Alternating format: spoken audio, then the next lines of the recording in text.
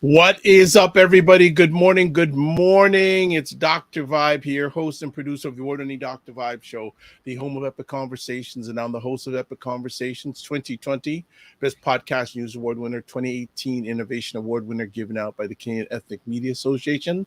And I still continue to co-host and co-produce the only online show in the world for dads and fathers. It's sponsored by Dove Men Plus Care. And being part of that collaboration last year and this year, reach out to over 100,000 fathers directly or indirectly around the world. As always, like to say you're blessed, highly favored, a magnet for miracles, and a solution for someone's problem.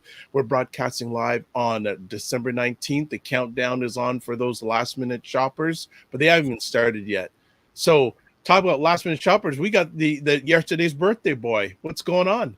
Yes. Hey, good to see you, brother. What's going on? Well. Did you survive your birthday? Absolutely. The slow recovery is happening, but I feel like I'm back. Thank you so much. For those that don't know who I am, my name is Ryan Knight, one of the co-founders of the Afro-Caribbean Business Network. We work with entrepreneurs of African and Caribbean heritage, really to figure out what stage their business is in and then help them create a strategy to grow their companies exponentially.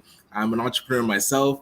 I run a company called Detailing Nights. So we provide mobile, waterless car cleaning. So we go to people's houses, their offices, clean their cars on the spot without water. And in the summer, we do run our youth entrepreneurship program and got some good news. One of our participants got accepted to Centennial College. So wanted to say congratulations to Kirana. And, just keep in touch with those that go through our program and being able to support them because they do get a scholarship for school. They get $1,000 to go to school from DK. So congrats to her. And also you'll see I'm still rocking my PACU shirt, PACU, which stands for the Pan-African Credit Union. So if you do want to see a Black-led, Black-founded financial institution come into being, definitely go to pacu.ca and pledge. And so you can become part owner of this credit union and bring it and be a supporter from the community, show that we are supporting this initiative. All right. A few things. Let's make sure we get them to happen. This episode of The Morning Vibe is sponsored by the Macmillan Group, providing mortgage solutions one client at a time since 1999, buying, refinancing, or investing. Call them in Canada, 905-813-4354, or in the US, 904-586-5636. And that's one of the great presents we are blessed with this year. Again, I'd like to shout out the Macmillan Group as one of our sponsors. Actually, our main, they are our main sponsor. They are our main sponsor. They are with us. They've been with us Mondays for a long time. Yes. And I really appreciate, and I spoke to Ray a few days ago, I really appreciate his personal and professional friendship in a relation that's grown very fast in a very short period of time. And I probably wouldn't have met him if it wasn't for the Rainmaker, Ryan Knight, So, I appreciate Ray as well. He's one of the co-founders actually of the African Business Network. So we wouldn't be where we are today without Ray. So definitely. Absolutely. So The contact information is on the screen. So if you don't catch it live, you can catch it on the replay. Also, quick reminder, vote for the Dr. Vibe Show in the best Black Canadian podcaster category at this year's BuyBlacks.com People's Choice Awards. Go to buyblacks.com/PCA/vote to vote. And you can vote every 24 hours, which I'm going to be doing after we finish today's conversation. Also, a little hype up. If you're watching this before December 21st, on the Dr. Vibe Show on Wednesday, December 21st at 9 p.m. Eastern Time, I have a very special guest, and I'm speaking, she'll be a friend going forward, Dr. Alicia Watkins. So if anyone knows the name Dr. Boyce Watkins, that is his wife. And she has her master's in social work. She's been counseling Black couples for 20 plus years. She has her certified trauma, certified trauma, some kind of certificate or degree. And actually her and Dr. Boyce right now are doing a masterclass weekly on financial trauma. Okay. Yes. Very, very, very interesting about how a lot of people's experiences with money affects other areas of their mental and social capabilities. They showed us a bit of it last night on Dr. Boyce's one of his channels. Really, really interesting. But we got Dr. Alicia coming on Wednesday evening talking about how can Black men and Black women love each other. So wherever you're watching this, make sure you subscribe and check that out. Again, I will always want to push people, make sure you subscribe to the Dr. Vibe Show on YouTube. And also on Facebook, and especially on YouTube, I'm a little over 20 away from 1,000 subscribers. So I'd like to have that push. I'd love to, be a great double to have 1,000 subscribers and win the Buy Blacks Award at the end of the year. That would be a great double. That'd be a great double. But that's fantastic. So what's been going on, Mr. Knight? So turned 40 years old yesterday, December 18th. So Sagittarius baby. And it was interesting seeing other Sagittariuses that have the same birthday as mine. So one was Havaya Mighty, and she was one of the co-hosts of our June Black Entrepreneurship Ecosystem Conference. And if you know Havaya, she's a Juno Award winner, amazing lyricist and artist. So seeing her post, I was like, yeah, I didn't know you had the same birthday as me. So we shared happy birthday wishes. But also on a more kind of I don't want to say a down note, but definitely a down note. Seeing the gentleman Twitch that passed away, he was also 40. So that number now, and thinking that his life was so full of joy, and then that happening, and I believe they said that there was a suicide note, but I haven't heard what's in it. But thinking everything was going so well for somebody, and behind the allegedly on the outside. Right. That's the thing. It's like the perception. So that kind of stuff gets in your head where you're like, whoa, this person is the exact same age as me and is battling some serious things that he couldn't overcome. It just, it gives you pause. And so reflection. Absolutely. It's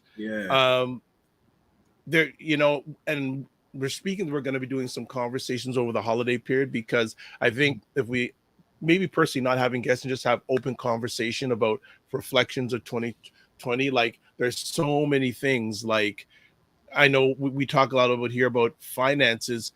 Do people realize that Elon Musk is not the richest man in the world anymore? And he'll be coming up in our conversation in a few minutes with our special friend. Yes. But Bernard Arnault is. Does anyone know the name Bernard Arnault? I only know it now because he bumped No. I'm going to tell you. You have to Google. Has anyone heard of a brand called Louis Vuitton? Well, Bernard Arnault is head of the, I think, LVMI of this Louis Vuitton. I can't forget the other. I don't know the other Loves group. Holding company. So they own Louis Vuitton, Moet Champagne, Sephora, Tiffany and Company, and it's interesting, and hopefully we'll get into this before the end of the year. A lot of melanated people buy those brands, right? And interesting. I was listening to someone saying, "We are making that man rich," instead of buying. Right. Yeah, instead of buying people who make the same sort of products, probably cheaper. Definitely cheaper. Yeah. Anything that man and his company are selling is like at the top of the top. And it's amazing how we're conditioned to aspire to purchase those, like you said. Well, now this is another point of it, and we won't get too deep. Well, it's interrelated. What we're talking about media, especially. I'll say it. A number of hip hop artists that are wearing these brands of Mr. Arnaud, and again, there was a research. I better get Dr. Tachi up here soon. I'm going to steal her thunder. But AC Nielsen, if you've heard that, they're probably the #1 research company in the United States. Right. And they did a survey recently saying the #1 culture group that gets influenced by stars in the media are people that look like us. And it's been quite an effective tool. So we have to figure out how to reverse that and use it to our advantage. And I gotta find it, but there is a video done a number of years ago. I put out how to get black people to buy, and it was done by a white advertising agency. I remember because Dr. Boyce Watkins put it on his platform. Yes, that's how I was able to see. It's like a commercial. To sell to the black community. And so before we get our special friend on, because I don't want to steal her thunder, again, we are giving away frequency event promotion calendars. All you need to do is make a comment on whatever platform, and we'll be giving those away till the end of this year and maybe into next year's. Go ahead. Yeah, and on a positive note, when we're talking about buying black, shout out to Bukan and Amanda and Amir. They were our gracious hosts yesterday for my birthday dinner. So we got to go downtown with the family and have dinner at the Bukan restaurant. Man, it was the first time I actually got to go. I've been trying to go a couple times. Yeah, I haven't been. It's such a beautiful space, man. The vibe inside is nice, great seating. And I have to get in touch with Amanda and company because I want to book something in the early part of January. So I've got to touch base, but I'm glad you had a good time there. I could not make it, unfortunately, but we've been doing our eating prowess all throughout the year. So that is good. So let's catch up in the comments and let's get our friend on. So Christopher Lawrence, great day, Dr. Vibe and Ryan Knight. Vote today for Dr. Vibe. Yes, vote every day till the end of the year. And also for Ray McMillan. He's in the best mortgage lender category. Yeah, speak it into existence. Happy belated, Ryan. Thank you. Aldofina Wilson, financial trauma. Looking forward to that conversation. You have to subscribe to it. You have to pay for it on Dr. Boyce and Alicia's platform, but you can get it for a decent. But I've never heard, and they've actually formed a financial trauma organization that deals specifically for financial trauma. So they're educating. They have a department, financial trauma, when it comes to melanated people. Carol saying, happy B-Day. Thank you. Alofina. Bless Earth Strong, Mr. Knight. Yes. Ray says, good morning, gentlemen. Happy birthday, Ryan. Puppy turned dog. You are growing up. Thank you. Puppy turned dog. Right. Even our friend who's on him, I see her smile. Even though her head's on, I can see a little bit of a grin about puppy turned dog. That's so good. And introspection. So welcome, family. All right. So we have a very special friend of mine, even though we've never met physically, but digitally I don't even know how long we've known each other. I'm gonna have to look at my emails when we first reached out to each other. But when it comes to media, I tell people this individual, this wonderful person is my go-to person when it comes to media. She hosts, and I mentioned when almost 95% of the time when she comes on our conversations, she's the host of Scope, which is the livest online show that covers media, tech, and pop culture. It's on Wednesdays. She'll tell you all the platforms because I always feel like I'm missing out one, and it's always growing. But and she's an honorary member of the CQ family. She'll tell you what that is. And she has been to Toronto. She went to school in Buffalo. But you know what? Without further ado, dressed for the occasion. Yes. Dr. Tachi is here to Good talk day. about Good day. the year in media. Dr. Tachi, how art thou? Oh, thou art fine, sir. How are you both? We are We're wonderful. So good outstanding. to see you. How are things in Fort Lauderdale today? Oh, pretty good. You know, now that this time of year, it starts off a little cooler, but cool is not cool. It's not cold. It starts off like maybe 70, and then it warms up progressively during the day. But Right. it's good. It's good. Look, I like this type of holiday weather. Good stuff. So sweet. Okay, people are gonna ask. Talk about the hat. Okay, so you know what? I've been wearing this. It's actually a hat because you know I'm a hat girl. It's a Yes. hat and a headband, so this is removable. So I figured I would just put them together, and I have been wearing this all week because it's just festive. Why not? So, Yes. you know, and I even wore it into the store, and people were looking at me like this fool. I was like, well, you have a miserable attitude. Exactly. So, and I said, and I just continued to wear my shaking, bobbly reindeer because it makes me feel nice. So why not? And hopefully Love it. somebody else gets a smile out of it. Well, Dr. Tachi, so happy. This has been a long time in the making. Usually we do this in the evening time, but I said, hey, why don't we switch it up? Have you on in the morning? And we've had offline conversations, and you like morning shows. I do. I love this morning show in particular. Oh. Seriously. It's like how, you know, some people wake up with coffee or tea and then they watch whatever morning program. On Mondays and Fridays, this is the program for me. Well, thank you so much. Really appreciate that. Thank Yeah, you. and I know a lot about you, but can you just give a little bit of your background too? Because people go, "Who's this lady with a funny head?" And she's got receipts, family, so she's going to share some of her receipts. Absolutely. Well, first of all, let me say happy birthday to Ryan. Happy birthday. Appreciate it. I hope you had a wonderful bringing in of your 40s. So 100%. Congratulations. And so my name is Tachi, also Dr. Chetachi Egwu. I am a media professor, filmmaker, media content producer, and a journalist. And I do a bunch of other things on the side. I am really passionate. I have a few live streams and some video series, which I will talk about later when asked. And I'm really passionate about teaching people to be better with their videos and live streams. I'm all things media tech and pop culture, basically. So like how you always, by the way, I heard you backstage, you always get the platforms right, Dr. Vibe. So you always right. get them right. Well, I don't want to get Lauderdale licks if I don't get it right?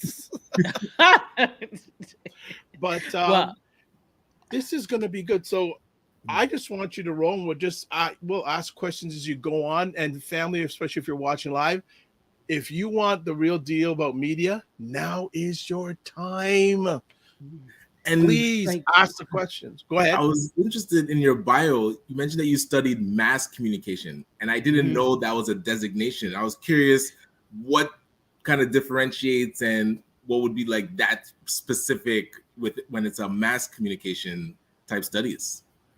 Okay, so thank you. That's a very interesting question. And it's interesting. Maybe they do now, but when I was looking at colleges to go to, I did consider for grad school, I did consider Toronto because I really love the city. However, none of the universities had mass media as a specific designation or mass communication, and they're the same thing. So mass communication, we're talking about one to many, one outlet, one media outlet, whether it's a newspaper or radio station or the internet, disseminating messages to many people. And so mass media and mass communication are basically the same thing. And so, of course, it's differentiated. It's still communication, but it's differentiated from, say, intercultural communication, which I also studied, organizational communication, which I also studied, which studies the way organizations, companies, corporate works. So there are so many different designations within the field of communication, but I was specifically interested interested in mass media. And so I went to Howard University, and they have a wonderful school of communication, actually called the Kathy Hughes School of Communication. And so I knew that that's what I wanted to do undergrad, because at the University of Buffalo, I studied communication, but my area was mass media. So I hope that kind of explains what it is. Absolutely. So, was that enough receipts for your family? Go ahead, Ryan. Lovely. Well, I'm very curious, because I remember when I went to college, and college is a lot of information coming at once. Is there a couple? I'll say a couple things that you learned that really stuck out to you as you're learning mass communication, that a lot of people probably don't know about how communication and marketing works, that you found, like, by going through these studies, you're able to educate people, because you said that you teach. So I'm here to learn. Okay. and $1 million education you will get, sir. Let me tell you. And it's funny, because when people, and these are the things that you have to, and this is a tangent, but these are the things that you have to consider when you're pricing your services, all the experience and all the education you have. So when people hire me because I'm a videographer and filmmaker as well, and they hire me, and sometimes people are like, oh, well, such and such charge such and such. I'm like, A, that's not the real price. B, I have a PhD. So you are paying for all of this experience that you're not getting, because the average videographer, average filmmaker doesn't have a PhD necessarily, but I do. So if you want this experience, darling, you shall pay for this experience. But for you, the invoice. So you mean? But for you, it's 100% free, because I adore you both. So, thank you. Yeah, no, absolutely. So, what are some things that I learned? And here's the thing: I'm torn now, because I look at university systems, I look at higher ed, and I see where they could do so much better. I see it. Right. I happen to be one of the rare people, and I shouldn't say rare, but no, rare, because usually people who are in the academy, they are, or professoriate or professors, they are teaching. They may be doing other things on the side, because you're supposed to stay professionally active, but it's so hard if you are a full-time academic to do that. So I nearly killed myself when I produced 2 documentaries when I was a full-time academic, because most people aren't doing that, because there's such rigor involved in what you have to do for teaching research and scholarship. You can find ways, but it's a lot. So you have the paradox of professors who are not working in the field. Not everybody. There are many who are, but there are some who are not currently working in the field, and they may have been in a newsroom last in the 90s. Well, news has changed since the 90s. So you're in a classroom teaching students how to do news, and you yourself have not been in a newsroom since the 90s? Balderdash. What kind of rubbish is that? Absolutely. So I there's a paradox with that. So I feel that you need a combination of both, but the experience and the experiential learning was key for me. So obviously there were things theoretically that helped me as a professor, that helped to teach. So one thing, Marshall McLuhan, who was a foremost thinker in communication, said the medium is the message. Now, again, that's kind of changed now, because messages are platform agnostic now, right? But his big thing was the medium is the message. And I always thought about that. And Mr. Marshall McLuhan, right? I thought about there were so many things and so many lessons that I learned, but again, the experiential, a lot of what I got in terms of learning things. Let me rewind. For undergrad, I was also what is it called? Media studies. So at the University of Buffalo, we had communication, but that did not teach you production. You got production from the Department of Media Study. And so I didn't learn that we had a Department of Media Study until like my second year in. I was like, what we have. And so I got like full into that. So I Yes, had yes. the theoretical end, but then I had the media study end. And so from that, that's where I learned on, and this wasn't that long ago, but I learned on chemical celluloid film, right? 6, 8, 16, and 35 millimeter. And I learned video on VHS. So we actually used a VHS tape and 3/4 inch tape to record to.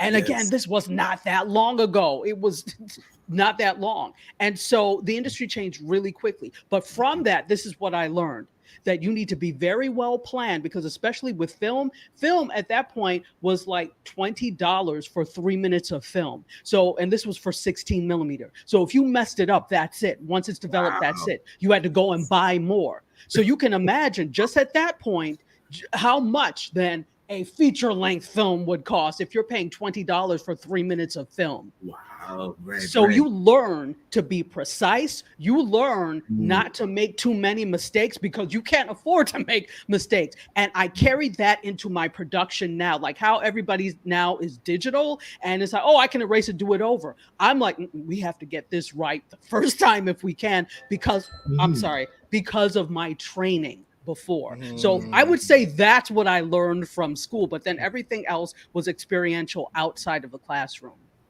All right. Yes. We're going to get into the year in media through the lens of Dr. Tachi, but just some comments coming in.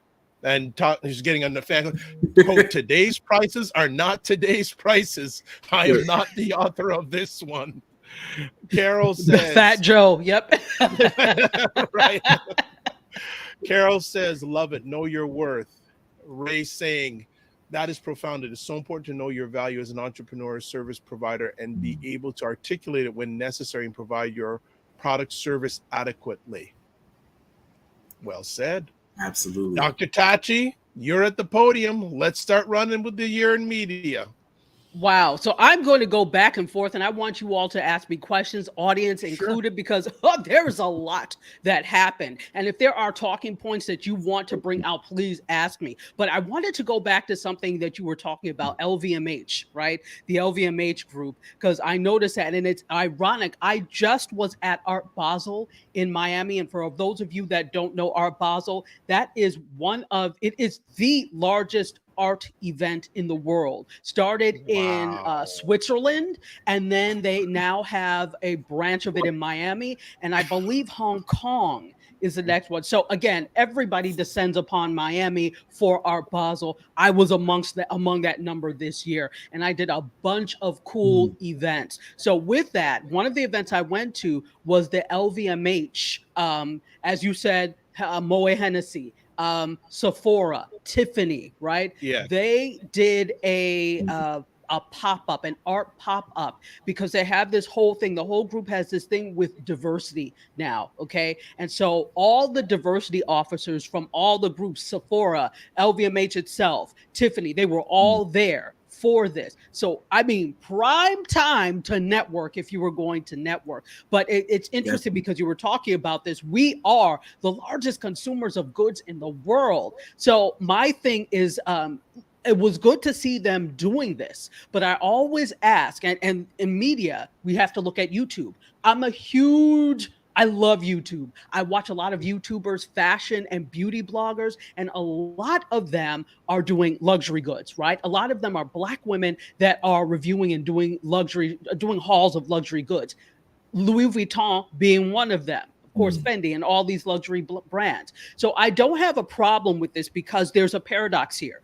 On one end, people levy arguments and criticism at Black women for buying these brands and not supporting Black brands, which a lot of them do support Black brands, and they do review, but for spending a lot of money on these brands. So on one end, I'm like, and I understand our predicament, but A, is it on Black women only to save the world? B, nobody says this about anybody else when they buy luxury. It's only us. So I have a problem when people levy arguments at Black women for wanting to enjoy. Can we just live? One. On the other hand of that, though, I do see that we spend an inordinate amount of money on these luxury brands. Do you own LVMH stock? Thank you. Okay.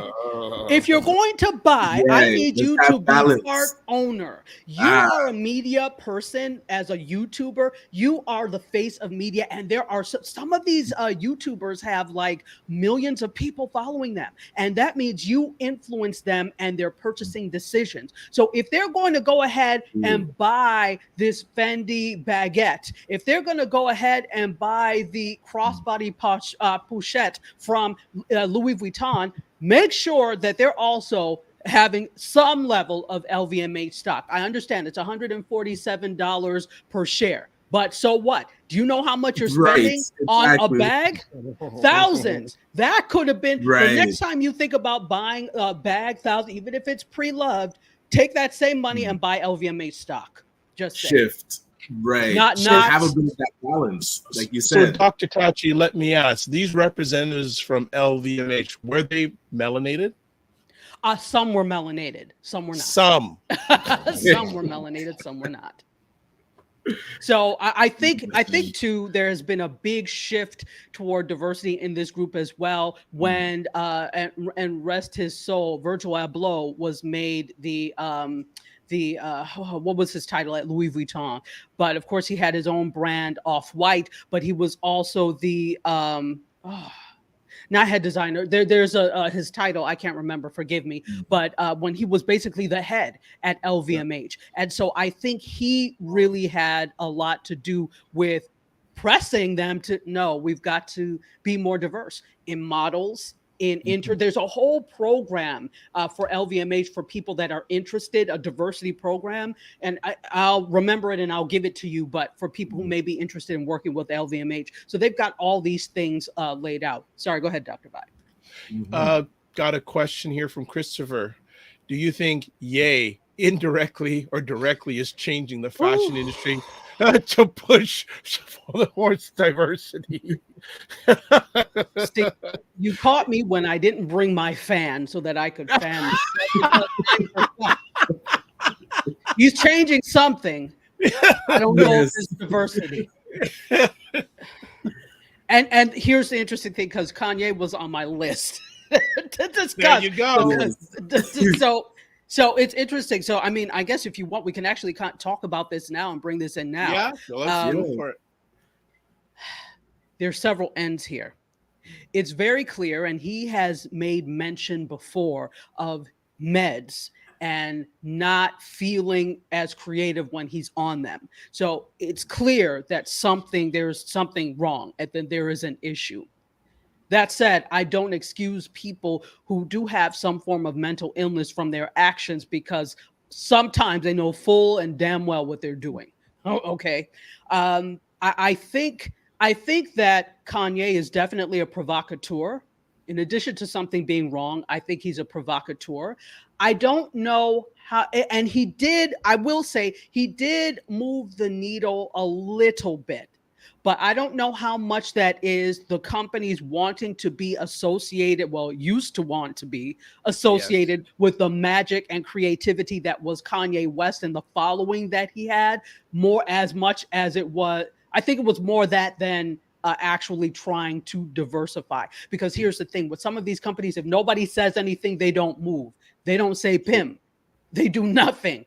It's only when they're held to the fire that now, especially after the shooting, murder of George Floyd and all these things, you started to see companies, now we have to get responsible and we need to do diverse. So I don't know that it was him moving the needle as much as the magic of that. But here's the thing. Let's go back to LVMH and some of these other brands, because it was LVMH, I believe, that worked with Dapper Dan. And for those of you who don't know Dapper Dan, he is the progenitor of hip hop fashion. When these luxury brands would not dress these rappers, he said, okay, well then I'll dress them, right?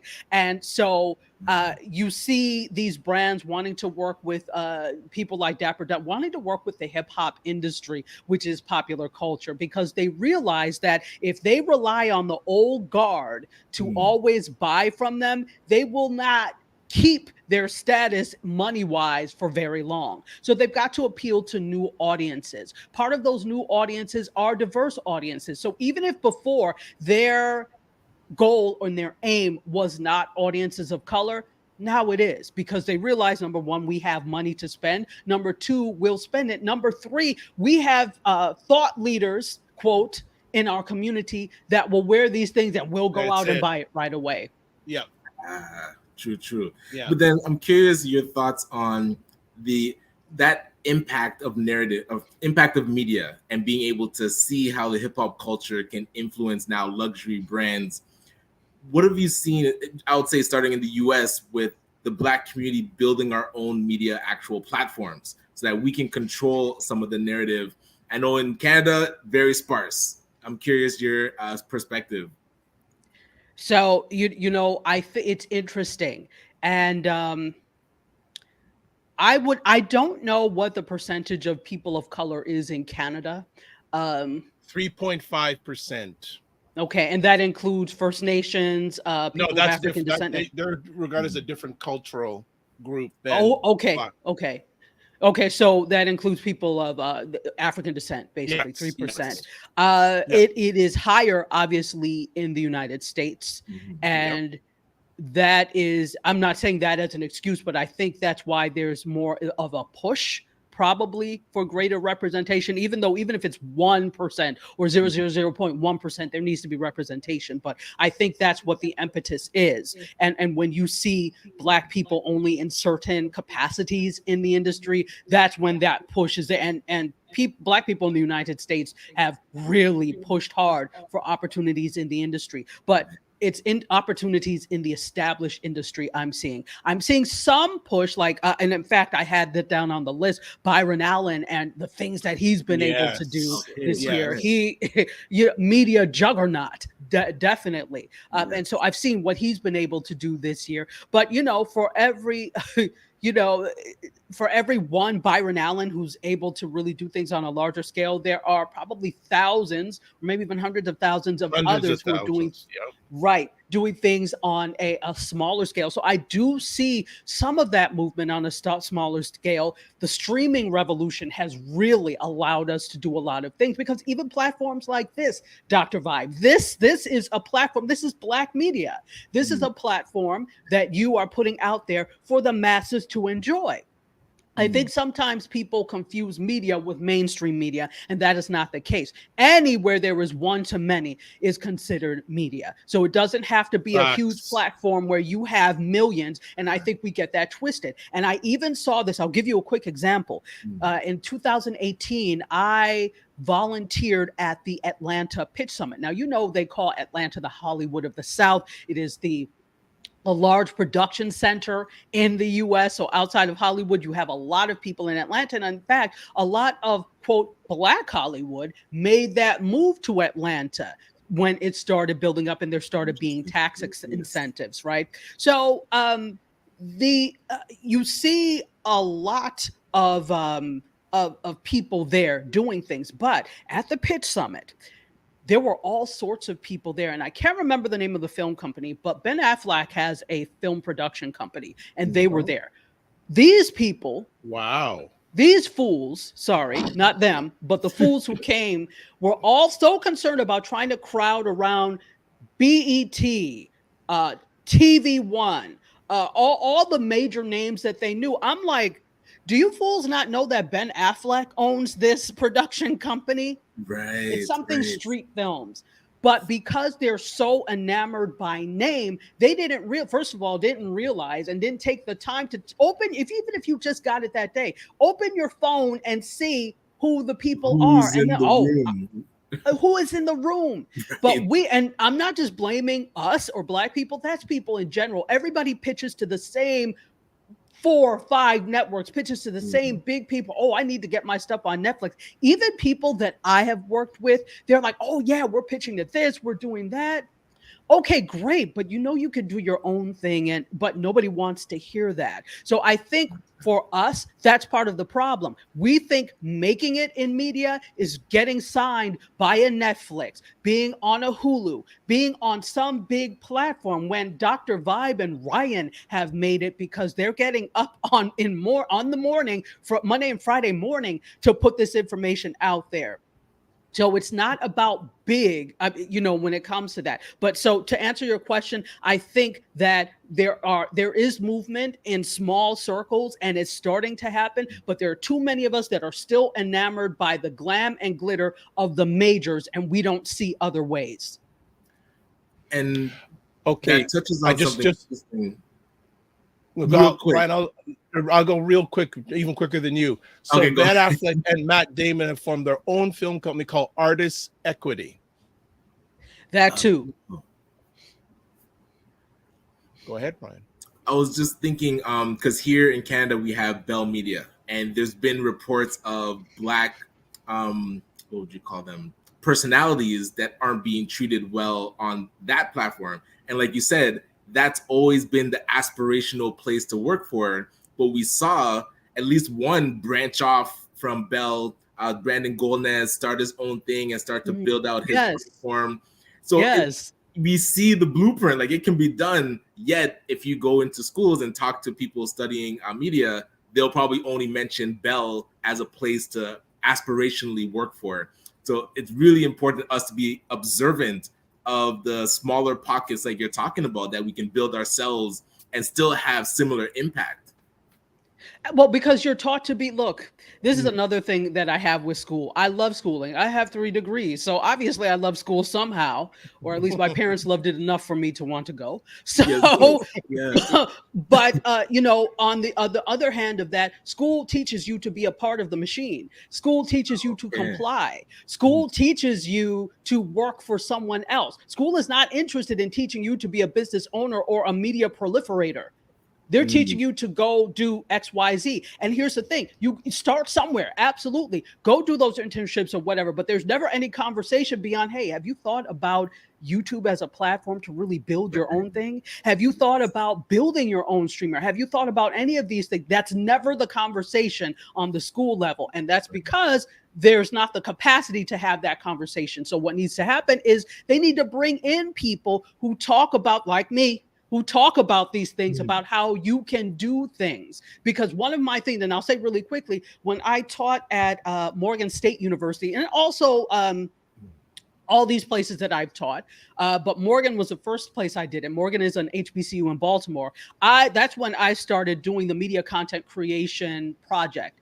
And so I had them create their own company, any form of media that they wanted. It was up to them. And I met with it. That was their final project. And I'm like, look, because I'm going to be judging you like Shark Tank. So you better, and other people are going to come in here and judge you too. So you better be on point. Yes. These students were so on point. And I'm like, I said, I would tell them, part of the reason I want you to do this, and something that you really wanted to do, is because this is what I really want you to do when you get out of here. Right. So keep this in the back of your mind. Keep this, your mission statement, your vision statement, this whole business plan, so that you can enact it if you want to once you get out of here, even after a few years. So that was part of the thing. So I was I'm also interested in creating the next generation of Black media makers as well, and media makers in general. Absolutely. Love that. There you go. Who else is on your list? Okay, and I'm already saying that we're going to go into some bonus time, family. Sorry, because I know I don't want Dr. Tachi to leave without getting through her list. So 100%, Dr. Tachi, all good. What? Who else we got on the? Did you talk? Did you get everything you wanted to get out about Kanye?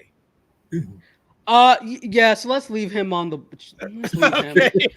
Kanye is a complete waste of skin. So there's her term. I was waiting to hear the waste of skin term. Okay. Next. What else is on your hot list? Okay, so this was big, and it seems like, I'm not trying to stir up Wahala, but the Oscars slap. That was a big media moment. Oh, yeah, and not just for the Oscars. That slap was heard around. It was like choo choo choo choo.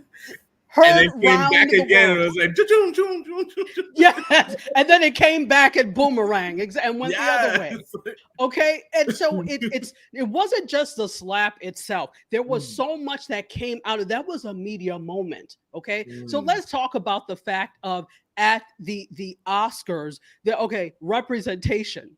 So there was the conversation of you have someone who comes up. There are not always a lot of us that are nominated for Oscars anyway. So when we do, then we get up there and cause wahala. Okay, so that was one right. conversation that it was like, why did you have to get up there and do that? And so it called into question methods of behavior when it comes to Black people and being in the public eye. Right? Mhm. It called that into question. So that's one conversation that we heard. Number two, another conversation is relationships, Black relationships, the relationships between Jada and Will, right? And the whole family unit, because people always look side eye at them at the way they raise their children, etc. And at their relationship in general. So there was that whole thing as well, looking at Black relationships. And this was something that we started to see in media and talk. So whenever something happens, it's a catalyst for other conversations to happen in media, right? So that slap was the catalyst, but it sparked a whole bunch of other things there as well. Number three, people were like, well, how the heck did he get up close enough and on stage? I know people thought it was a bit, right? But then when they found out, why did you not, camera 1 and 2, cut away? Why did you? They were right there with the messiness, okay? They were right on. I'm Very like, cut true. away. Why did you not cut to commercial? So it also calls into question when crisis happens in a broadcast, a live broadcast, what do? Do you go with it because of ratings, or do you cut away like any normal human being should? Because to me, they stayed way too long on that and cut back and forth Right between in here. it. I'm like, this is like You're perfectly expecting that orchestrated. when the screen comes up, it's like, we're experiencing technical difficulties and we'll be right back. Like, but like you said, they were right on it and just played with it, played into it. Played right into it. I'm like, that's terrible. They were, oh, this is great television, but is it really? And so Right. that was another Great moment. for And then the who? fourth thing, yes, the fourth thing I'll bring up about that is how that totally stole the thunder from the next award, which was Questlove, who won the Oscar for Summer of Soul. Which was an amazing documentary, which I never knew about. You know, it was a story that was never known about. His mother was there. So it also lets us look at ourselves at, not ourselves as celebrities, but yes, whatever, we're celebrities. Look at Claim it. ourselves, claim it.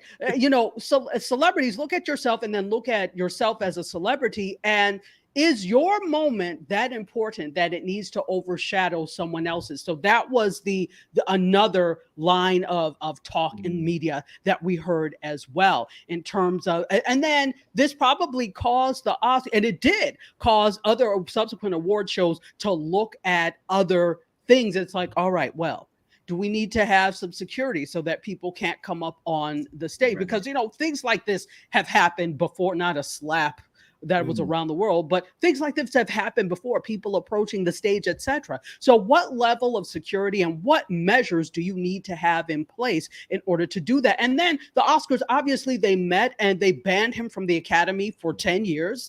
Meaning he cannot be a part of the Academy, and he cannot attend the Oscars. But you see, he just made another movie. Did this affect him? No, not at all. Right. No, and it was interesting because he was somewhat doing people were calling the apology tour for this movie. I saw him starting some presses and limited media for it, so it was quite interesting. But yeah, the slap seems like so long ago, and it was this year. It was And this year. It was at the very beginning, but it was this year. And it's interesting because that apology tour that you're talking about, Dr. Vibe, started on, I think, Trevor Noah's show. I think that was the first time he came and did an interview. Yes. And now Trevor Noah is retiring after, I think, about 7 years of being on The Daily Show. And he's really talked about his experience in media, taking over for Jon Stewart and how difficult it was at the beginning and then being embraced. So your thoughts on maybe Trevor Noah now stepping down and those really prominent Black faces that we have on television stations that we could be aspiring to mimic instead of the slap? Like, I feel like, what is positive that you're seeing in our community?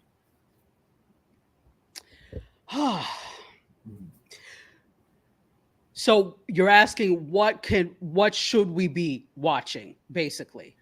Right, or aspiring to, like, where are Okay. you seeing media going that we can mimic Oh. and really be similar to? Should we be mimicking what we're saying in media? That's absolutely. Yeah. Well, I want to jump in here for a quick second. Yeah, go ahead. Okay, first we're going to get to some comments because I know that people have got some comments. School trains, creates employees to keep the mega machinery working, connecting with mentors who are entrepreneurs, and the ability to dream allows you to get off the treadmill and do it differently. Christopher says, great point. I'm not surprised there was not any damage control and in place contingency plan with the Willie Smith Sea Rock piece.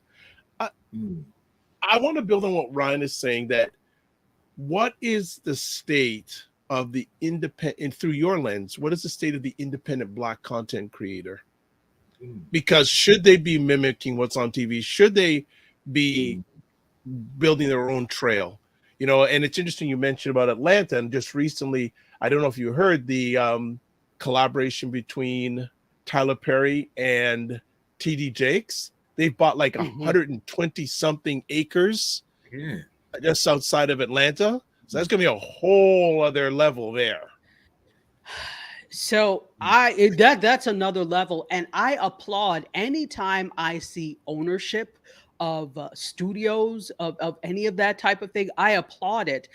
Here's where we fall short, and this is in terms of Black media in general. And let me use an example.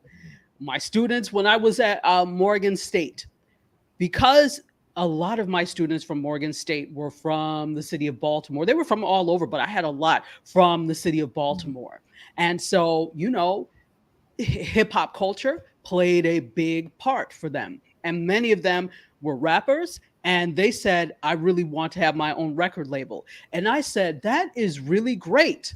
But now, how are you going to get your music? At the time, it was CDs, right? So how are you going to get your music on store shelves?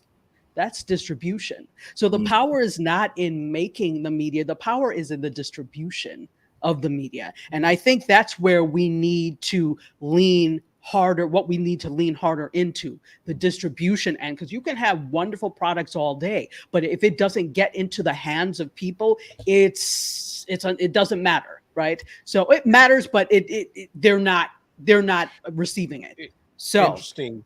Building on that, one of the best interviews I saw this year was on Vlad TV, and it was with Tavis Smiley. And I talked about it a little bit when it first came out. And interesting enough, Tavis Smiley, he was one of the inspirations of me starting what I'm doing, because I thought it was so cool. This gentleman, 5 days a week on a major network doing a talk show and just really doing good, solid interviews. And he had a 20-year relationship with Prince, and he now actually talk about ownership. He owns one of the few all talk stations, Black-owned talk stations west of the Mississippi in America. He owns KTLA in Los Angeles, and he said Vlad asked him, like, what inspired you to buy this station? He said, you know, I always wanted to, and he said he remembered one day Prince told him, ownership is king, but distribution is the emperor. Exactly. That quote just stuck in my mind. I said, so distribution is the emperor. So just building on what you're sharing, Dr. Tachi, distribution is the emperor. Distribution is absolutely the emperor or empress, whichever one. But that's where it's interesting that we're not even thinking about that. Like, a student will come to your class and be, okay, I don't just want to be a rapper, I want to be a record label owner. But the layers of the vertical go so much higher than that, and it's not even on our radar. So the fact that you're able to get it on their radar is great. But now, as a community, how do we start understanding the verticals of industry and that vertical of media? I'm not even fully aware. are you able to kind of touch on what that vertical of media does look like? Because you mentioned distribution. Are there other areas? Oh yeah, well there's so many layers to it. Of course there's distribution, there's the content creation end of it, right? There is there are things like artist development there. So when we look at the distribution of media, it's not just the media product itself. It's all the things that go into making it. So you can even on some levels add fashion industry in there as well, because when these people come on, they have to wear something, right? Yes, So yes. the fashion industry is involved in that. That's also the beauty industry, makeup industry, etc. They're also involved in that, and everything you see. That's also everybody who builds sets, everybody who creates anything that is used in this is all part of that ecosystem. So we can't just, we look at the finished product, which is a program of some sort, whether it's a podcast, whether it is a television Like show, a a music news video. program, Yeah. a music video. We look at the end product, but you don't consider everyone and every industry that is involved in bringing that to fruition. So the media industry truly does involve almost all industries, because you have to have lawyers or attorneys to defend you. You have accountants in there. So this whole is like a vertical integration of all industries that are involved in this. Absolutely. No, Dr. Tachi, I think that's a beautiful phrase, because one of the phrases in the Black environment here in Canada for the last year or two is ecosystem, but there's a media ecosystem. And I think that's really, really important. Let's get to some more comments. Christopher says it's time to move to LA, to Atlanta, sorry, Atlanta. Freddie King, haven't seen you a bit. Build our own.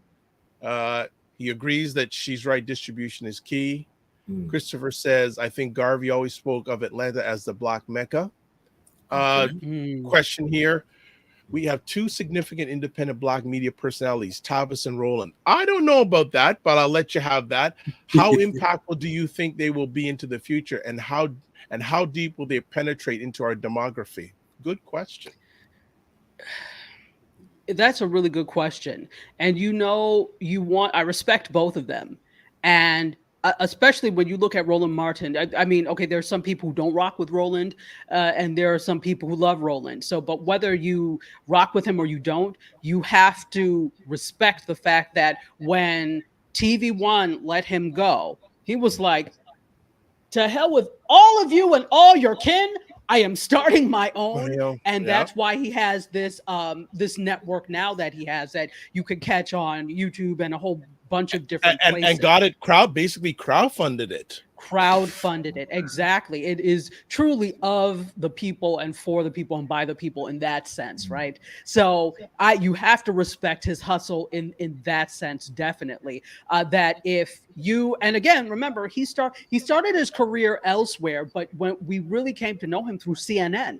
So you remember he really started at the pinnacle of, quote, cable news, CNN. But the thing is, when you are on other people's platforms and other people's houses, you have to play by their house rules. And so if you don't like those rules, then you leave. And he thought that TV1 was his house because it's, Black media, but still it wasn't. So now he's done that. So I really respect that.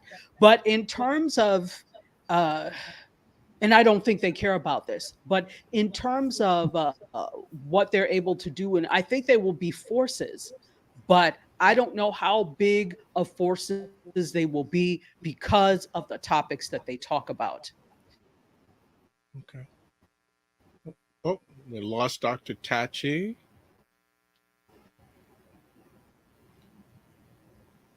Did we lose Dr. Tachi? I thought it was my computer. Is it my internet, or can you still hear me?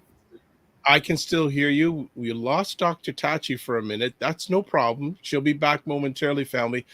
As I said, Dr. Tachi's a real deal, so I hope you can see why I wanted to bring her on the platform. She knows her stuff about the media game. And I'm curious, as we're waiting for her to come back in, your thoughts on Tavis and Roland. Are you seeing that being kind of the path for the Black community to now get or building our own platforms, is that a good blueprint, or are you seeing it maybe it should be done a bit differently? I think what Tavis, especially what Roland has done, basically crowdfunded it to get out there is really good. My thought process is there a mindset for us to do this in Canada? Right? Because we have a number of pockets of media entities, Right, but right. I don't know if the collaboration is the collaboration ready and there. And we periodically chat about this on the Morning Vibe about, collaboration, but is it really there? We got Dr. Tachi back. Can you hear me? Now we Yes. can, yes. I don't know what happened. I do know that we had power fluctuations in this neighborhood like a couple of years, so that could have been it. Because I'm talking and I'm like, wait, I don't hear them saying anything back. Well, we got you back. We're always happy to have you back. I don't know, and Ray, I respect Tavis and Rome, but I don't think that they carry as much weight as they used to. No, I don't.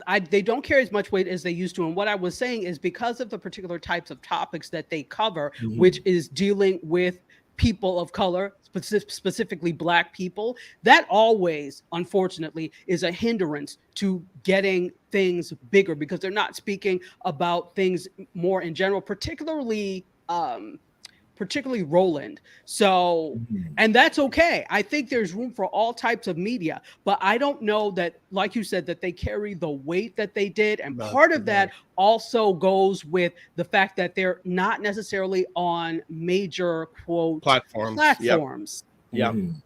Again, we a lot of us gravitate to the big influencers. Again, getting back to what I said at the beginning about, the influence that the influence that the big people have on the major platforms. But it's very interesting, how there was a time when a certain president named Barack Obama was on television. You saw a lot of people that looked like us in media platforms. You don't see that many anymore. Okay. No, because for them, it wasn't a mission. It was a trend. Symbolism. Very true. Symbolism. What else you got on the list, Dr. Tachi? We're officially in bonus time now, folks. So don't be surprised if this goes on because I want Dr. Tachi. I know I don't want anything to be missed out on her list. Oh, absolutely. Absolutely. Okay. So let's talk about streamers increasing their prices. First of all, streamers increasing and then increasing their prices. This year, we saw and last year, but we saw the proliferation of a lot of pluses. Everybody was launching their something plus. This person plus. Oh, yes. OrangeTV.com plus. I Love Cars TV plus. Everybody who had any type of network launched a plus. Right. And this was important because this let us know that Netflix was not still, they are considered on top, but not by very much. But this let us know that they were not the end all and be all, and that I think they foresaw this very early because what was it? Was it 2000? I think it was 2017 or 2018. They put about 15 billion with a B of resources into original programming. So this is when you had a lot of, Stranger Things became big. You had a lot of these things that were really growing on Netflix because I think they saw that as the licenses were running out for the properties that they had, those agreements, that people saw the magic in streaming. People saw that people like Netflix and being able to grab stuff on demand, binge watch, etc. They said, well, we could do this too. So one of the first to pull a lot of things back was Disney, right? They own Star Wars. They own Marvel Cinematic Universe, right? That was a big one they pulled back. Yeah. So we started to see Jessica Jones went away. Yep. We started to see Luke Cage. Oh, and Luke Cage was my show. I was so angry when it wasn't. I was like, damn it. So, we started to see all of that Marvel Cinematic Universe just kind of went away. Star Wars went, over there. Although there are still some agreements, but, when these things, Disney has all of this stuff. So you started to see Disney Plus is actually on their tail, on Netflix's tail, by the way.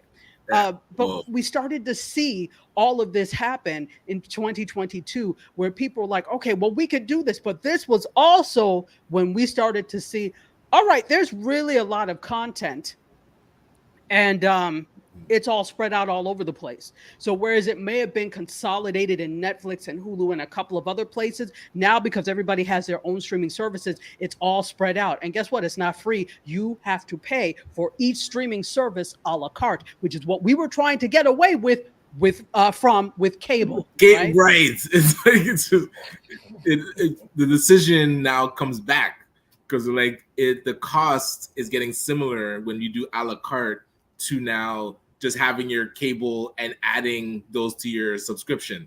So that's where we're almost, like you said, back to square one with cost of things and the choice. Exactly. And so now during the pandemic, right? And for all intents and purposes, we're still in a pandemic. I don't believe all these people who think it's over and not wearing masks. Okay, that's just me. But so for all intents and purposes, we're still there. But a lot of things have opened back up. When we were talking about last year and 2020, things were still closed. And that is really what gave a boost to these streamers. The fact that people were sequestered at home, locked in place, and they needed to entertain themselves. And so subscriptions went up. So of course they were all touting record profits. And I'm like, but you cannot base your profit on an unusual time. A pandemic is not all the time. So my thing is, this was really going to be the year and next year that determined whether or not people stuck with it. And we saw there was a drop off from Netflix, right? They lost a lot of subscriptions this year. Yeah. They lost a lot of subscribers. They did gain some other things, but they lost a lot of subscribers. Sorry, you were going to say something, Dr. Vibe? I was curious around 2022. It felt to me like the filtering year where, because you got, we're locked down, we got exposed to so many different things, and then we're saying, okay, now which are the ones I'm going to continue with? And even with in-person events, I find myself, I've filtered a lot of events that normally I would just go to and be all over the place. Now it's very specific when I leave my house. There's no more random stuff. That is a perfect example, because I think we're all using intention in many things that we do. It's the same thing. Like you remember when you had that conversation about the gala that you were going to, and yes. I'm like, I am done with galas. I'm tired of the stuffed chicken, that nasty stuffed chicken with 3 red potatoes that are this big and 3 spears. Classic comment, by the way. Classic morning vibe comment. Classic. I'm like, I am done with it, because you spend more money on that dry meal than actually goes to the cause. So I'm not supporting that. Let me just give you money if that's okay. I'm not coming to your thing. That's true too. So we all use intention now when it comes to selecting things. And I think we're being very intentional when it comes to our media choices as well. Yes. There are so many things that are going on that if it's media that doesn't make us feel good, we're not going to pay for it or watch it. If it is media that is too expensive, given the choice between this and this, which one am I taking? Is it going to be this one, or none? And so depending on the cost, that could very well be. And remember, there are a lot of things. We're not post-pandemic, but the society is acting like a post-pandemic society. So things are starting to go back, where if I gave you a break before on rents, on everything, now everything is back to normal, and now you have to pay. And so I'm like, well, I can't have all these streamers like I did in the pandemic. Goodbye. Yes. So this was a defining year for what they call churn as well. And churn is when people sign up during a free trial, or they sign up initially, and then after the free trial ends, or after, whatever deal ends, they quickly cancel, much like what I do. They may have forgot for a couple months, and then they're like, oh, what's this charge again on my thing? Get rid of that. And there's some services now that'll check your bills for you and ask you, like, hey, do you want to delete this? Yes, they say save waiting an hour and a half in the queue on the phone. Just go to your app, bang, bang, bang, done. You're out. Exactly. And I think a lot of people are looking at that because we're trying to save money. Also, I rebuke this, but people are talking about recession, and they're trying to stay in the US, and they're trying to stave off recession, even though they say, globally. But look, a lot of the world is always operating in a recession state. So I don't know why this is new to you, America, but just saying. It's not always about you. So in the US, trying to desperately stave off a recession. And so people are looking at their dollars more wisely. And this has definitely had an effect on things that are discretionary. Like, you don't have to have a streamer, especially when there's so much freebie, Tubi, Crackle from Sony. There are so many, what's that other one? My favorite one. Pluto. So there are so many streamers that have free ad supported, which is called FAST, right? Free ad supported television, basically. Nice. So there's so many that have free ad supported television that I really don't have to watch you, because the thing is, they get you with FOMO, right? Like the fear of missing out. Oh, The Mandalorian is coming back on, and I loved The Mandalorian, but I had to wean myself off of that because I'm not paying Disney a dime. So when it comes to things, people have to well, if I don't see it, I don't miss it. And I think that's what many people are doing. So the streamers. Netflix wanted, or was brainstorming, adding that FAST, the ad-supported tier. I'm not sure if they ever rolled that out, but they rolled it out. And okay, interesting. I talked about this on Mediascope, the last Mediascope. So what's happening now is they had such lofty goals and lofty projections, Netflix did. And what they're doing is they charge more for their ads, CPM, or click per millim, I believe it is, but click per 1,000 views. So they charge more than other people. The average is about $35, maybe $40 CPM. Click per 1,000, but Netflix charges $65. How dare you? How very dare you charge $65 per 1,000 clicks? And if you're going to do that, companies are like, well, you damn well better deliver the eyes. But here's the thing: they don't have the inventory. They don't have the subscriptions at the $6.99 ad-supported tier to justify them charging that. So there was an agreement that they have, if they couldn't deliver, that they had to give the money back, and they're giving the money back to some. Oh, wow. They're giving the money back. That's an audience that now, for how many years Netflix has been around, had no ads. So that's not an audience that has that conditioning to see something when watching a Netflix and click through and go. Like, that's going to be I don't even know if I'm watching Netflix on my TV. There's nothing that can come up that I'm going to click through. Like, there's no mechanism for me to even go to the internet. So I'm curious how they're going to be able to deliver that. Like, what's the expectation for the companies advertising there? So here's the thing. They reluctantly, Ted Sarandos, who is the CEO of Netflix, reluctantly for years, he said, nope. We're not doing everything that they're built for. Exactly. He was so vehemently against it, but they've had to now because they've got shareholders that they are beholden to. And actually, when they announced this ad-supported tier, investor confidence went up, and they went up, and their stock price went up. The last time I checked, it was down because of this whole thing of, it's like, okay, well, now we have to give the money back. Now, again, it's early in the game. That does not mean, and here's the problem. Okay, let me say, can you tell I'm excited, people? Can you tell I'm excited? Let me tell you part of the problem. I think Netflix jumped the shark too early, and I never understood what that meant. I know it's from Happy Days, but I never understood what that meant. But yeah, they jumped the shark way too early. I think the problem is they were supposed to launch the ad-supported tier in 2023, but probably because of financial woes, they said, we've got to fast track this. Let's move it up to November. We're going to do it this year.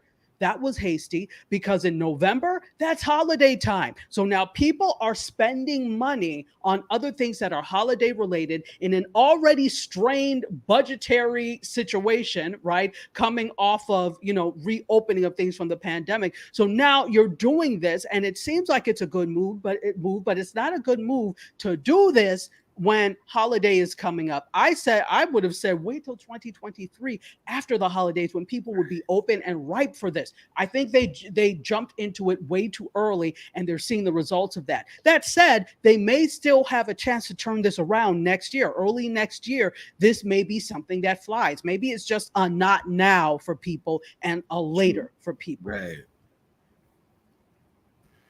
What else you got? Okay. Well, here we go. All right. So we have that. I wanted to add to that with the streamers, not only were they proliferating, they're raising prices. So a lot of them are raising. There have been so many prices. Netflix, like what happened? Now it's almost like $23 I'm seeing charged on it was like $9.99 when I first signed up.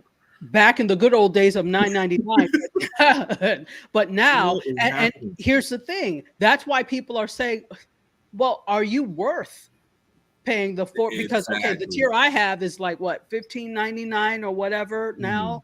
I've lost count. But that tier is going up. But, I'm really seriously questioning, what do you have for this per month that really warrants me paying that? Because I'm paying for a lot of other things. I only pay for 2 streamers, that and Sling, and Amazon Prime, but Prime is necessary because I use it for shipping. But other than that, I don't have any other streamers, but there's so many other things I'm paying for related to media, etc., that I'm like, that $15.99 could go to something else. So I'm seriously considering, do I really need it? So they're really going to have to bring it with content if you want people to stay. And that's not just Netflix, that's any streamer. Content is queen, content is king. If you don't have it, people are going to leave and go elsewhere for where it is. So let's see. Let me look at my list. Okay, I know we have to talk about before we get into Elon Musking of the Musk. Yes. As a big event, I definitely want to talk about Movie Pass. Movie Pass was something that we thought was dead and gone, and it reared its head again. Because remember, the people who bought Movie Pass, the individuals who bought Movie Pass, bungled it. First of all, it was never really a sustainable model, if you ask me. $10 for as many first-run movies as you can, that's not sustainable unless it is sponsored. And I don't think it was. So then it was sold, and the people who got it bungled and said, okay, well, not really every first-run movie. It's only this. And then people are like, what? We're not keeping it. Wait, so for people that don't know Movie Pass, who started Movie Pass? Like what? Oh, I cannot remember his name.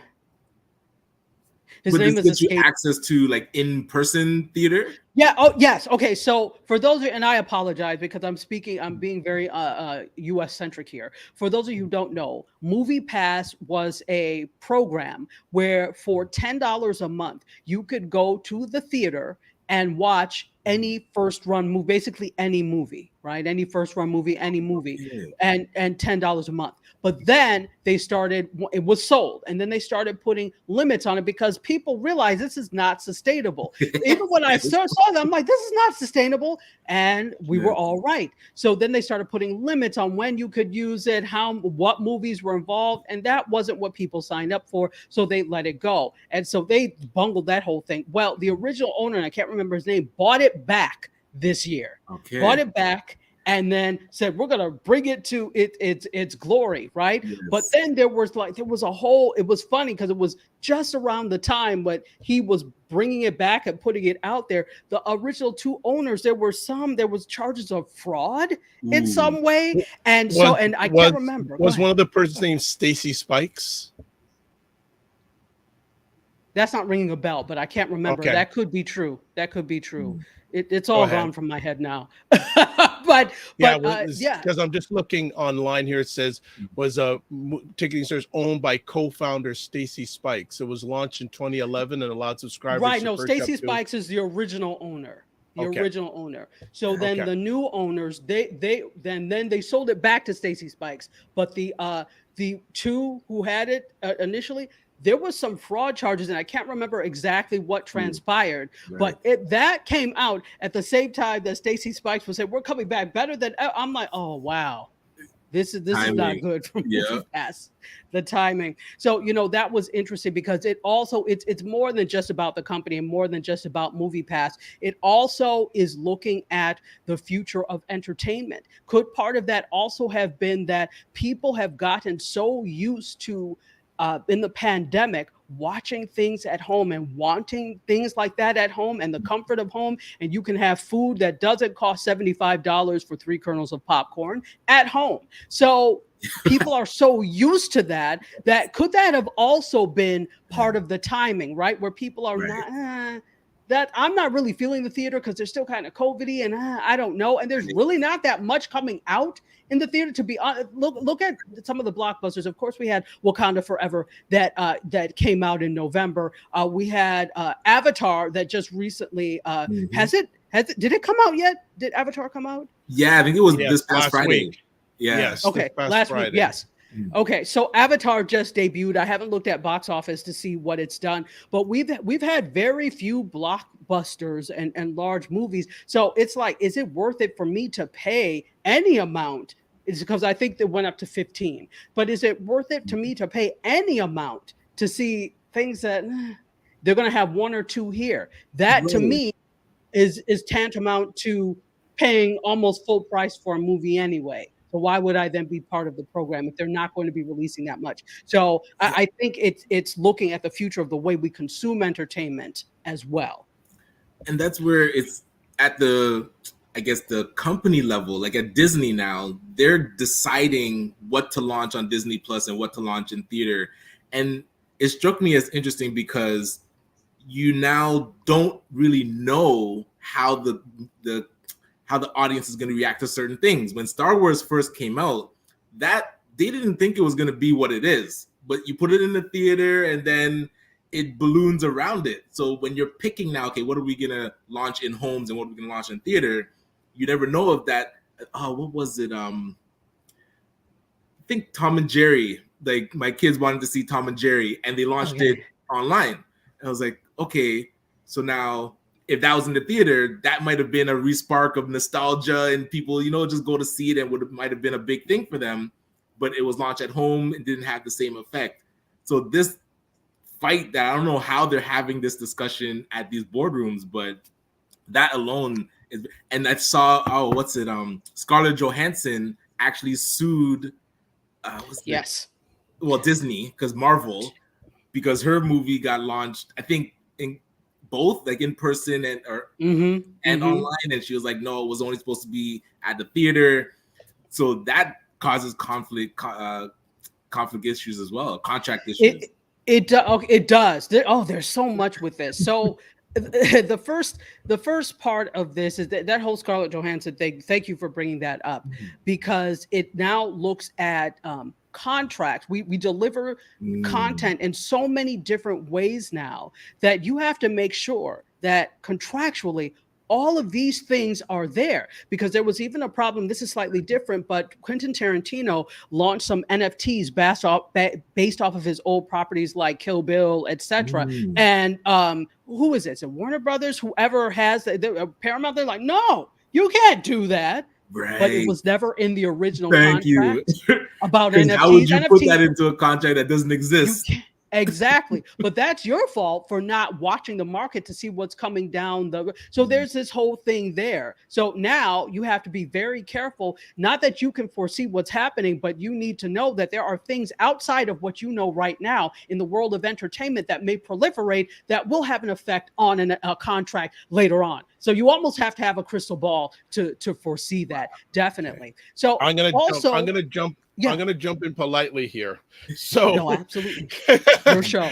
So one of the things I said to Dr. Tachi when I reached out to her coming on, because she's actually going away to visit her mother, and I'm saying, okay, I want to get you on because she won't probably have the setup to do it in Buffalo.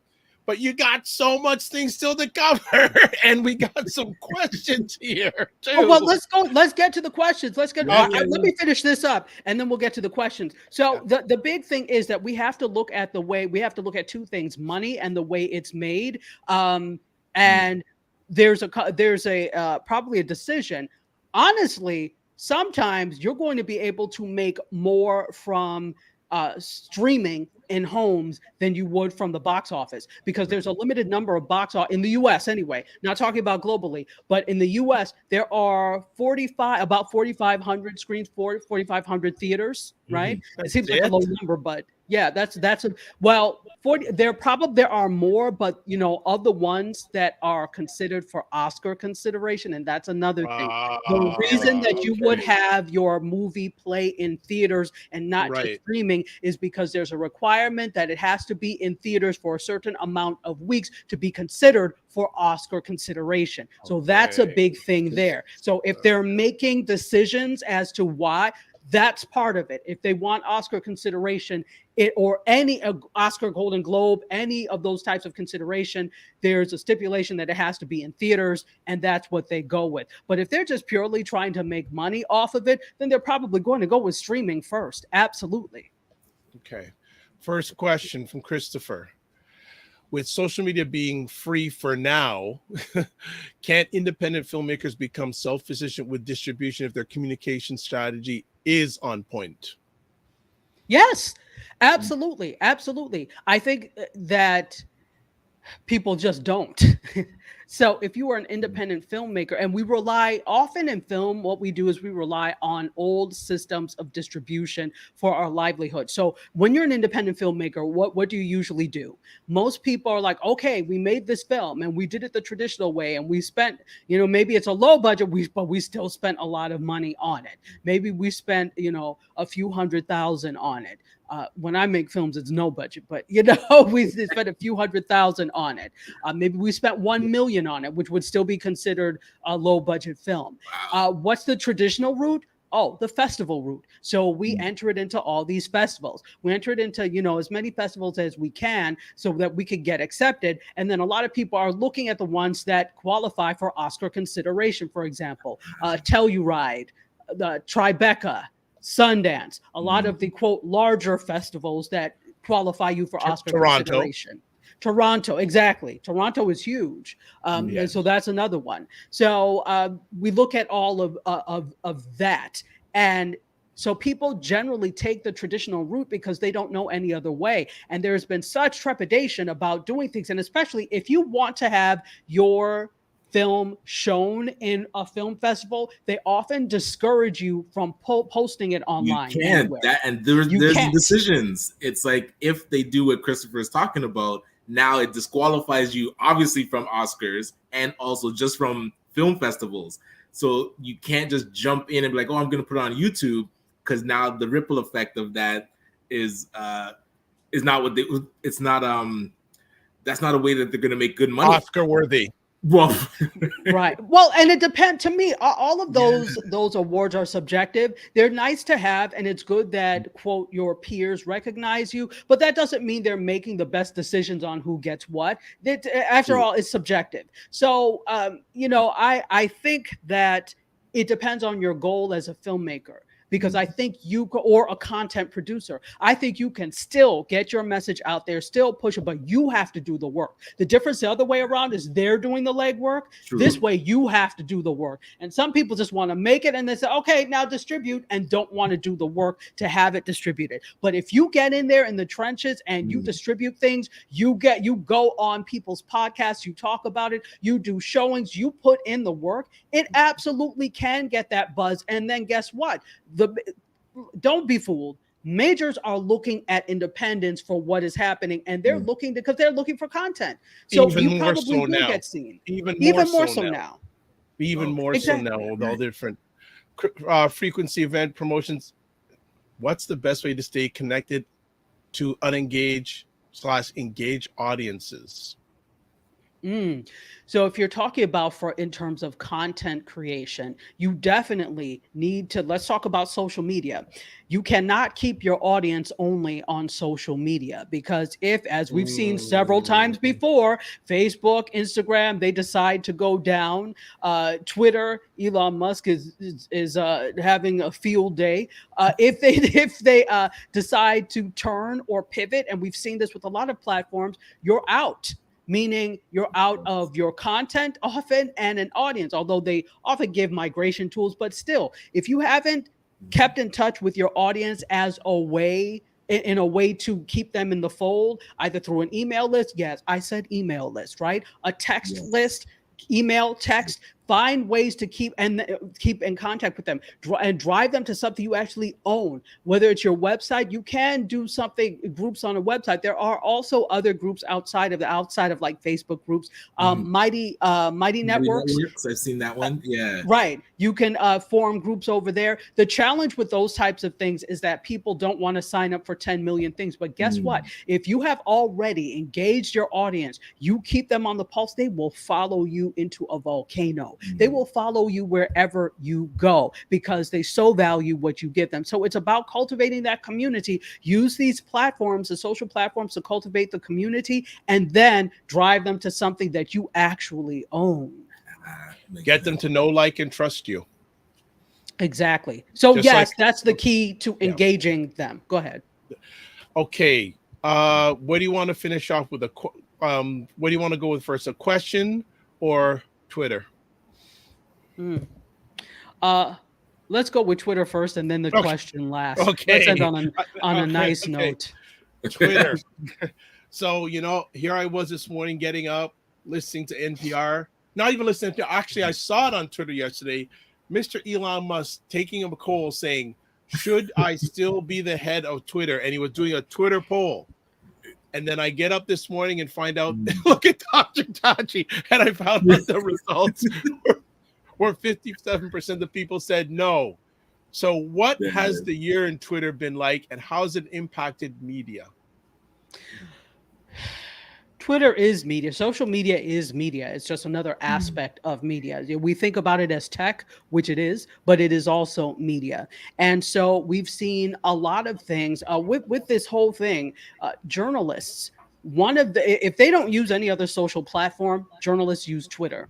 And there's already been a case now of I can't remember her name, but they banned this one journalist Yes, from yeah.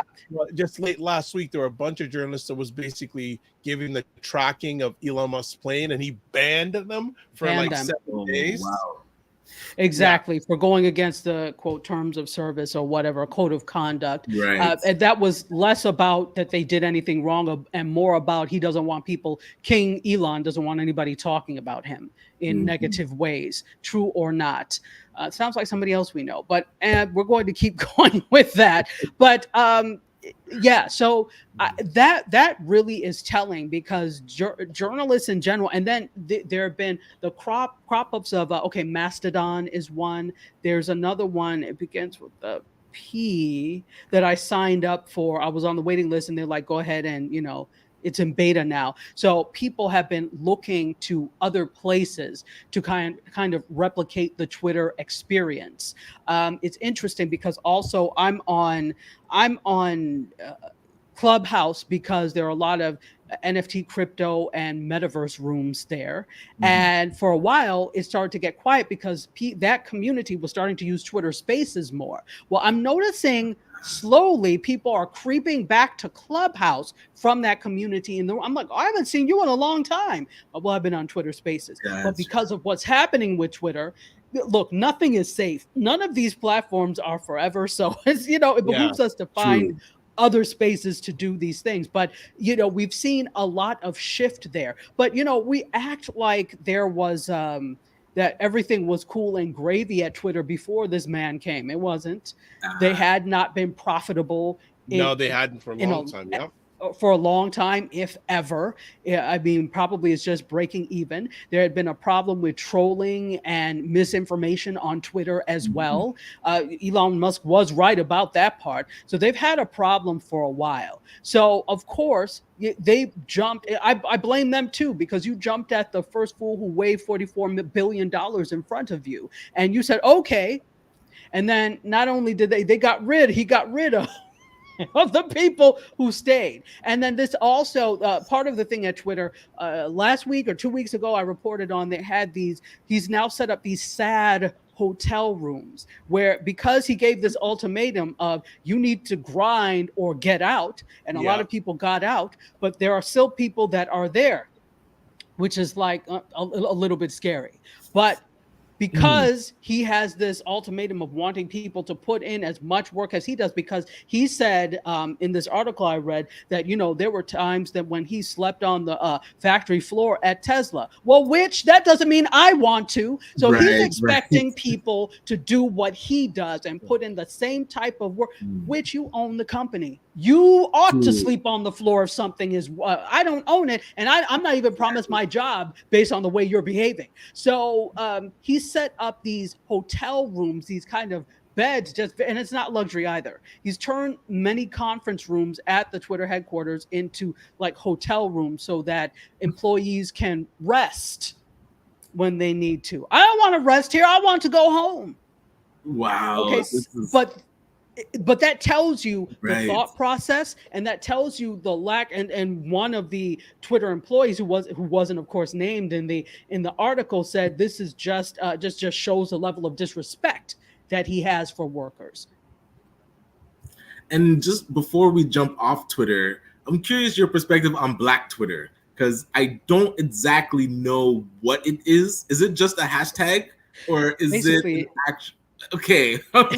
Well, it is a community. I know it has like its own Reddit forum now, and so I'm curious your thoughts on Black Twitter. Yeah, Black Twitter is a thing. Black Twitter can make or break you. Black Twitter is an entity of people. I'm not going to say they're all Black, but many of whom are Black or of African descent, who feel certain ways about certain things and make sure that it is known on Twitter. Black Twitter can get you canceled. Black Twitter will drag you like no other dragging has been done before. So it actually is a thing. It's not just a concept. It is a thing. And as you said, there is a Reddit forum for Black Twitter. But of course, it started off as a hashtag, like a lot of movements start off as hashtags or have started off recently as hashtags. So for those of you who don't know, it is a thing. So if Twitter ceases to exist, will there cease to be a Black Twitter? No, because there will always be groups of people on every platforms who have that same type of stance. It just happens to be Twitter. Gotcha. All right, last point. Ray gets it. What is your take on the rise of podcasts like the Ghetto Boys and Willie D and Dr. Vibe that deal with grassroots issues? Is that going to be the new reality? I think is already a reality. Now, let me say, in fairness, I have not listened to the Ghetto Boys. I have not listened to Willie D. I've only listened to Dr. Vibe. So, I mean, there's so much media, so little time. I can't even listen to half of the podcasts I want to get to these days. But, hopefully over the holidays, I'll be able to catch up. But I think that's already the reality, where these podcasts exist in a space almost outside of mainstream media sometimes. Of course, you've got Spotify, which has become mainstream, all of these things. But when you look at podcasts as a whole, most of them are independent. Most of them exist in a space outside of mainstream media. And many of them are talking about the issues that you're not going to find on mainstream media. So I think it's already a thing. If you mean, will it become a mainstream thing? I don't know, because mainstream has never been in the business of wanting the truth told absolutely. Bits and pieces maybe, but not absolute truth. Definitely controlled narrative. Like they don't want to let go of that controlled narrative. Exactly. So it's a controlled narrative. So I don't think, because the mainstream media relies so much on control of the narrative, I don't think that we'll necessarily see this as a mainstream thing anytime soon. But as this grassroots thing, yeah, continuing to grow. And that's the thing. The barrier now to entry for media is so low that I don't have to wait for you to offer me a deal. I've got a phone and I can record and go. So. Right. What we're finishing up. What did you leave? What did you leave off? There's too much. Okay, too much so this else. this Part I'm two. gonna make New Year with part 2. I'm gonna make a proposal. Our Okay. first show in the new year, we want you back. Okay. That'd So be amazing. offline, you tell me when you're gonna be back down south. We'll book it so Okay. we can, because I know I know there's a myriad of things that still didn't get addressed. And I'm even going to see if you want to come on periodically and do some knowledge dropping for our audience, because they appreciate you. So That'd my be answer is amazing. yes. Okay, great. Sweet. And there is where you can get a hold of Dr. Tachi, all the different social media places. I did create a lower third. I hope I got everything right with this, though, because I never You get did. it totally right. Yeah, you did. You Yes, did. thank We're you. also on Twitch. So for those Oh, of you who watch okay, Twitch, so she's we're on Twitch too. too. So Yeah. those are the. So, what are you doing for your holiday season? Oh, so as you mentioned, I am going up to upstate New York. I'll be there for a little bit, and then I have When are you to. going? By the way, When do I leave? I leave on Saturday. there's a snowstorm coming this weekend in that area again. Believe it or not. See, this is why it was always so, like, I always just made it out in the nick of time. Like when I was working full time at the university, Yeah. I Yeah. always would just make it out in the nick of time because I'm like, I can't get stuck here. I have to go back. Yes. So I'm going to be watching the weather and seeing, because I may have to then change my flight if that's the case, because I'm not trying to get stuck in, even though it's a straight Buffalo. flight. But we'll see. But All that's right. what I'm doing. Oh, Well, thank you. Oh, go ahead. um, Yeah, you could uh, make a little bit of an announcement. a little bit of a teaser of an announcement. Since we were talking about Black-owned media and independent media, I already have some, but we actually, MC Curtis, who is my producer for Amazing Mediascope, guy. and I, Amazing guy. yes, he is.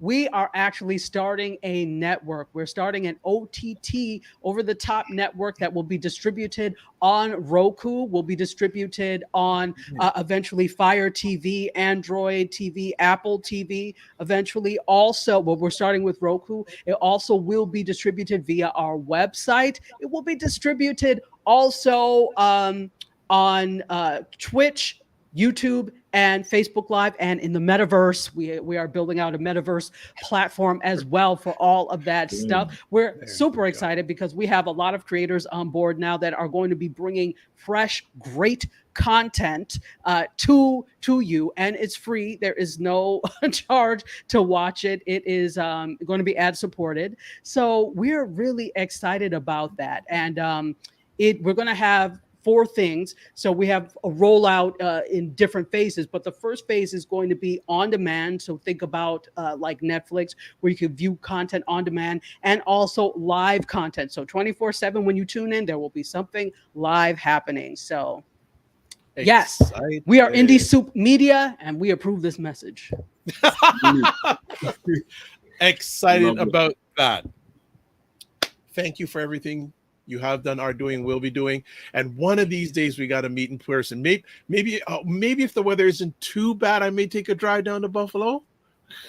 Okay, yeah, let's talk offline and see. Yeah, maybe make a drive down to Buffalo, and as long as there isn't too much snow down there, they come down there and come hang out. But Dr. Tachi, all the best to you and your mother. Also, all the best to your family and MC Curtis and family. Do check out Mediascope. Subscribe to it. It's I get a lot of information, and Dr. Tachi and Curtis have developed such a great relationship with their followers. So I always say the relationships are the thing. Why on today? Because her and I have had, I don't know how long it's been. We go back to the Blab days. Blab. People don't even That's know. where I met lot, you, actually. Well, Yeah, a lot of people don't even know what that is. I don't. Okay.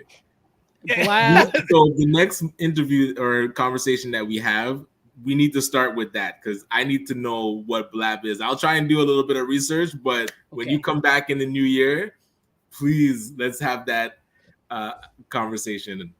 I love that. Yeah, Right. absolutely.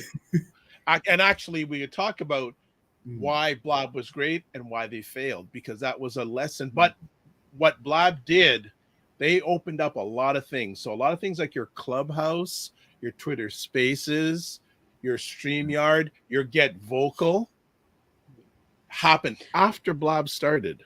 Interesting. Okay. Yeah, I spent way too much time on Blab initially when I should have been doing other things, but it was great because I got to meet people like Dr. Vibe, and that's how I met Curtis on Blab. Yeah, and that's another thing too. We still have some relations from back in those days that are still going on today.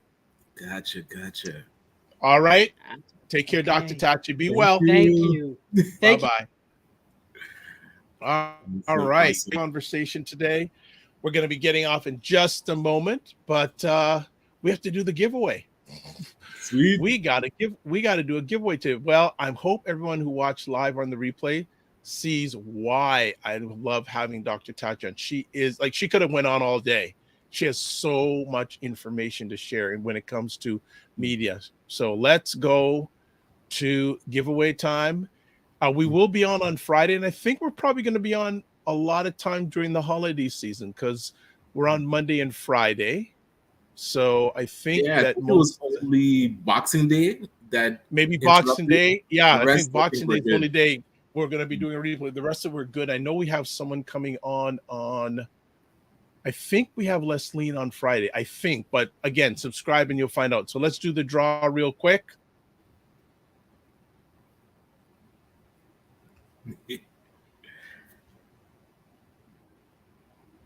The McMillan Group. Yes, sir. So Ray is the winner of the calendar.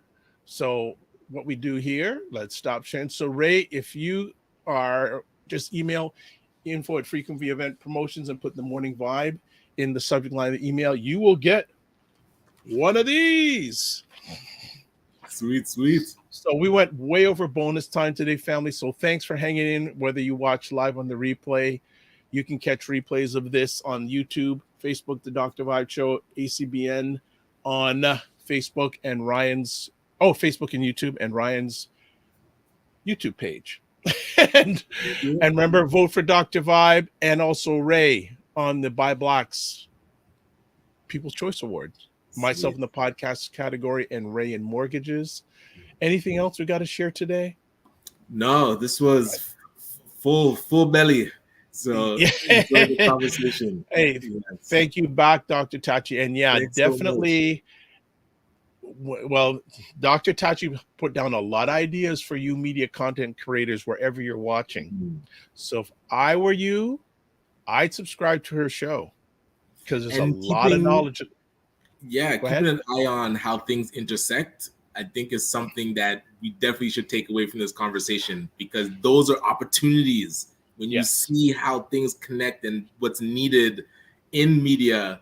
It's such a breadth of things but it's a blackboard too because her and her MC Curtis are starting their own network family. You see? And what are all the things that are going to be necessary to help this thing thrive? That's right. So they're not looking, please, NBC, can we have you? Come on, please, ABC. Right. Please, can we get on your... No, they're forming their own.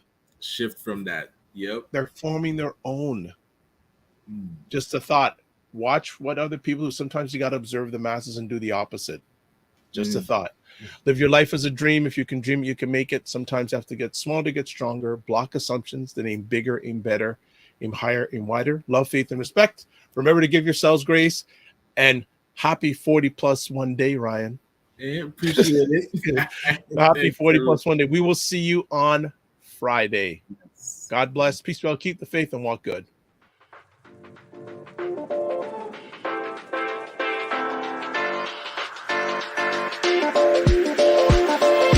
Here we go.